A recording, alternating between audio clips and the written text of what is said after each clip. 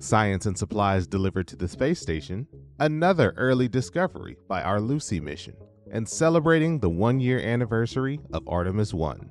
A few of the stories to tell you about this week at NASA. On November 11th, a SpaceX Dragon resupply spacecraft arrived at the International Space Station with about 6,500 pounds of cargo. This included an investigation to test technology that could provide enhanced data communications on the space station, a study on how atmospheric gravity waves contribute to space weather, and more.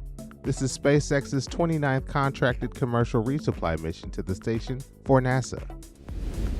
Early data from our Lucy spacecraft recently revealed that asteroid Dinkinesh is a binary pair, with a smaller asteroid orbiting Dinkinesh.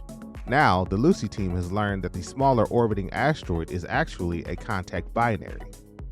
This means it is made of two smaller objects touching each other.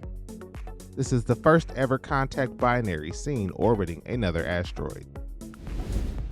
November 16th marked the 1-year anniversary of Artemis 1.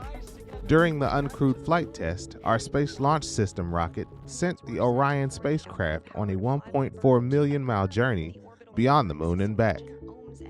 Artemis 2, which will be the first Artemis mission to fly astronauts around the moon and safely return them to Earth, is targeted for launch no earlier than November 2024.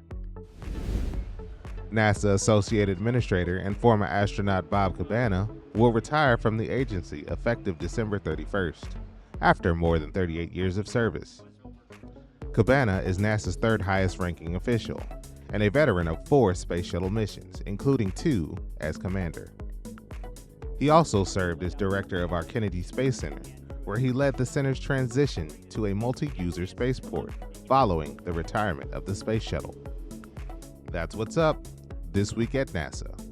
For more about what else we're up to, check out nasa.gov.